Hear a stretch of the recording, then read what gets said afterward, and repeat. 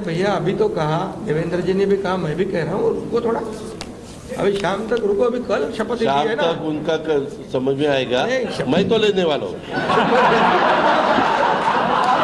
देखा आपने लापरवाही का नतीजा है। देवेंद्र फडणवीस ने यह कहा था कि वो समंदर हैं, लौट कर आएंगे, और वाकई वो लौट कर आ चुके हैं। और महाराष्ट्र के मुख्यमंत्री के तौर पर कमान संभालने वाले, बीजेपी को सबसे बड़ी पार्टी बनाने का पूरा श्रेय देवेंद्र फडणवीस को दिया जा रहा है। और एक मजबूत कड़ी के तौर पर एनसीपी के साथ और साथ ही शिवसेना के साथ यहाँ सामंजस्य बिठाने का भी काम उन्होंने किया। और ये जो मुश्किल एक चल रही थी कुछ वक्त की, उसे खत्म करते हुए, सस्पेंस करते हुए, समंदर से वाकई समंदर की तरह ही वापस लौट कर आ गए देवेंद्र फडणवीस। आखिर पर्यवेक्षक विजय रूपाणी ने इसका ऐलान भी अब कर दिया है। बीजेपी विधायकों ने फडणवीस को बधाई दी और फडणवीस ने राज्यपाल से मुलाकात करके प्रस्ताव पेश कर दिया है। राज्यपाल को एमएलएज का जो समर्थन पत्र है वो उनकी तरफ से सौंप दिया गया है। और जो ये विक्ट्री साइन दिखा रहे हैं यहाँ पर, वो अब पूरी तरह से फलीभूत होती दिखाई दे रही है, क्योंकि फडणवीस कल सीएम पद की शपथ लेने वाले हैं, वो कुर्सी संभालने वाले हैं। और मुंबई का जो आजाद मैदान है वहां पर यह शपथ ग्रहण होगा, जिसको लेकर तैयारी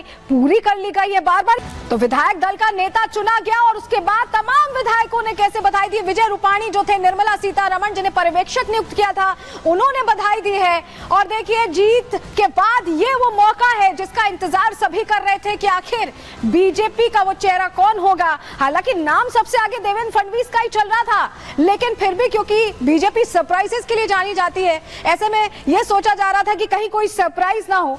और ऐसे में आप देखिए, समर्थन पत्र भी राज्यपाल को, यहाँ आप सीपी राधाकृष्णन साहब को देख रहे हैं, राज्यपाल हैं देवेंद्र फडणवीस, उनसे मिलने पहुंचे। अजित पवार को भी आप साथ देख रहे हैं, और एकनाथ शिंदे जिनके बीच में तबियत नासाज चल रही थी, जिनको लेकर तमाम बातें की जा रही थी, अटकलें लगाई जा रही थी, वो भी यहाँ दिखाई दे रहे हैं। निर्मला सीतारमण और विजय रूपाणी जो दो पर्यवेक्षक थे, वो भी यहां साथ दिखाई दे रहे हैं।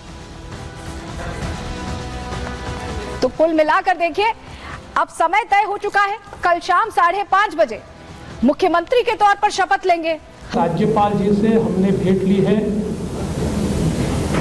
और माननीय राज्यपाल जी को भारतीय जनता पार्टी, शिवसेना, राष्ट्रवादी कांग्रेस, जनसुराज्य पार्टी, युवा स्वाभिमान पार्टी, रासप और इंडिपेंडेंट, ऐसे सभी के पत्र आज हमने सौंपे हैं।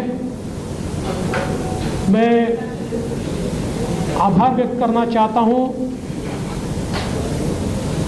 आदरणीय मुख्यमंत्री एकनाथ शिंदे जी का। एकनाथराव शिंदे जी ने शिवसेना के अध्यक्ष के तौर पर और शिवसेना के लेजिस्लेचर पार्टी के प्रमुख के तौर पर महाराष्ट्र के मुख्यमंत्री पद के लिए मेरे नाम की सिफारिश का पत्र दिया है। साथ साथ राष्ट्रवादी कांग्रेस पार्टी के अध्यक्ष और लेजिस्लेचर पार्टी के नेता माननीय अजित दादा पवार जी ने भी उसी प्रकार का पत्र दिया है। नई सरकार का शपथ विधि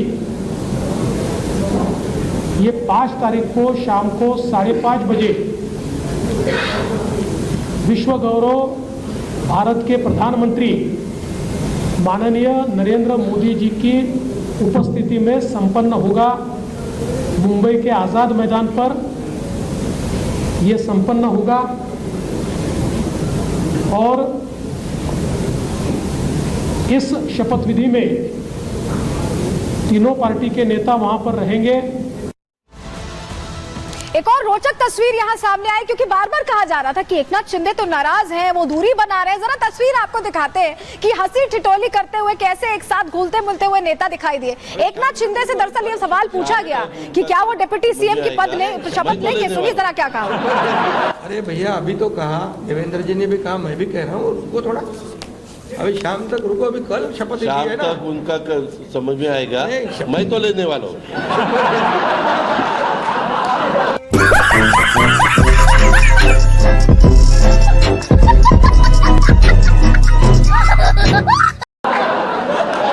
रुकने वाला है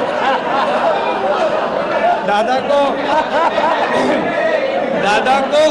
नहीं, अरे भाई दादा को अनुभव है, दोपहर शाम को भी लेने का और सुबह भी लेने का। गजब बेइज्जती है।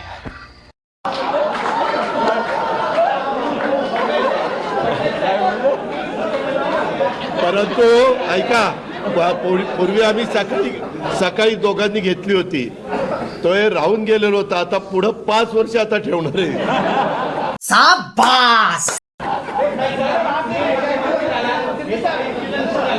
काय काय